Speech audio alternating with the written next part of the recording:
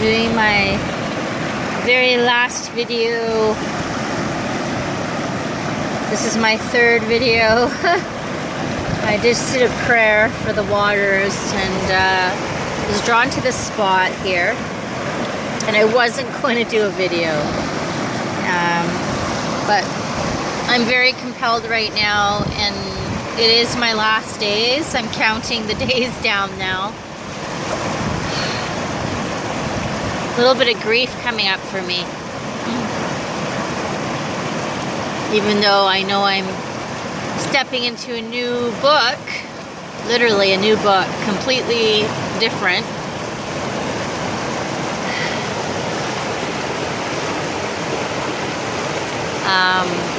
My book, Towards the Okanagan.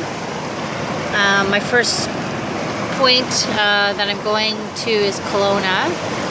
So I'm going to see what's available there for me. I'm not sure if that's where I'm going to live. I might live there for the winter if it works out. The energy is calling me there. I will stay. But I really, really want to work on listening to my heart more instead of my head. Well, my head does have some important things, but I want my logical mind to follow suit to my heart now. And the reason I'm saying all this is because I think it was triggered by this image that I found. And yes, I did trace around it, but I did not create this picture that you see. I might just take a picture of it because I'm not sure the videos, I'm right in the sunlight, so I guess my heart got triggered when I saw that. So I'm just really, really enjoying this time here of integration and releasing any sadness and pulling in ecstasy from my navel through. Even though I'm feeling this sadness, I can also focus on the ecstasy and the beauty around me. So I'm moving out into the place of Catholicism, which I'm really, really, really grateful for. Some people get stuck in that place. I'm going to let you know that I grew up with a Catholicist father, and well, he was actually a rageaholic, let's be honest. And I actually received a lot of abuse, physically, mentally, and emotionally. And I'm not telling this story because I want anyone to sympathize, but that, you know, it can be hard sometimes to move past these really deep-seated emotions. And I know that my father had those, and I do not hold anything against my father. He has passed on. He passed on in 2017, and he really was one of my greatest teachers, and he still is. He's around me a lot. Like if I talk about him, he'll show up, and he's with me right now. And yeah, he's a very, very important part of my evolution. So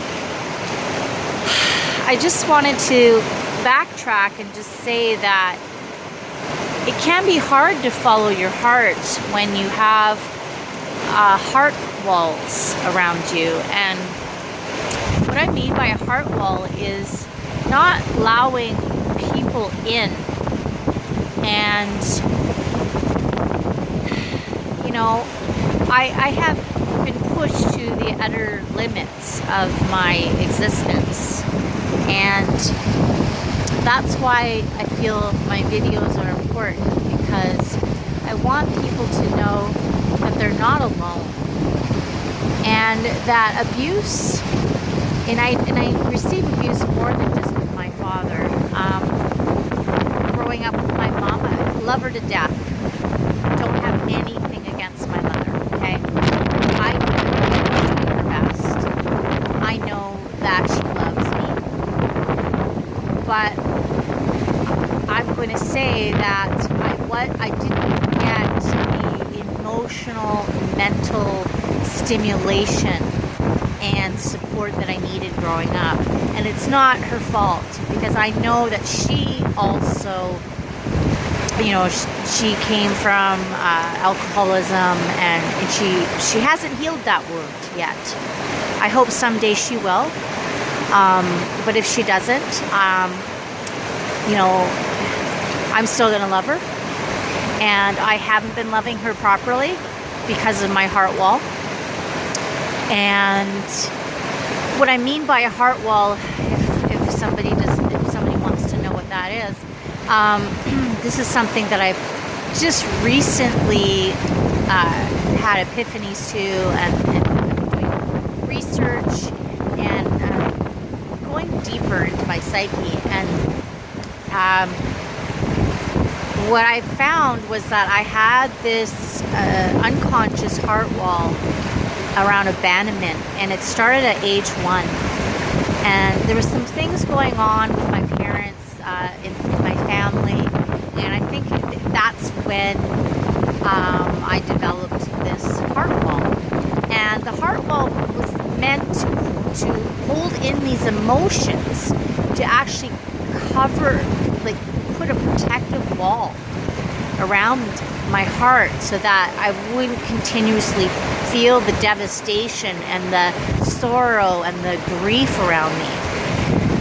But that did manifest in other ways, which I won't get into, but because it's not really relevant to this conversation at this time.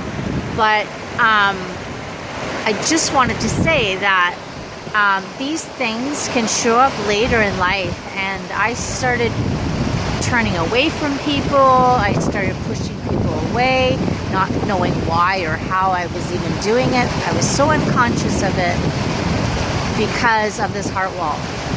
And now I've had these epiphanies, and I'm still processing the abandonment one. I feel like I'm almost ready to go a little deeper.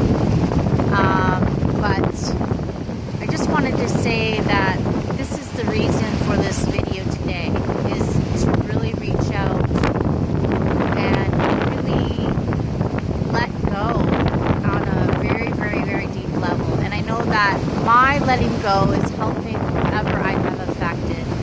And I pray that every single person that I have affected with my abandonment wall is receiving their own healing energy, because we no longer have this fearful attachment anymore.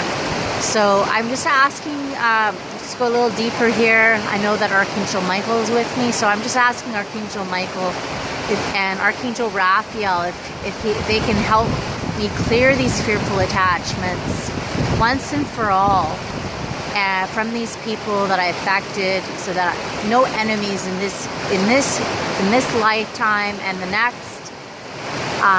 I pray for the healing hearts of everyone that I've affected, and I deeply in my heart, on a soulful level, apologize for anything that I may have done. So I give you thanks for your lessons and your life and your presence, whoever you are. I'm also grateful for all the beings that come into my life, all the places I've worked. And I just want to say thank you for the lessons.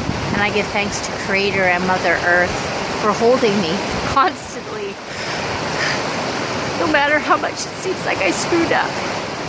So thank you for listening, whoever you are, you're meant to hear this. And I give you thanks from my heart to yours.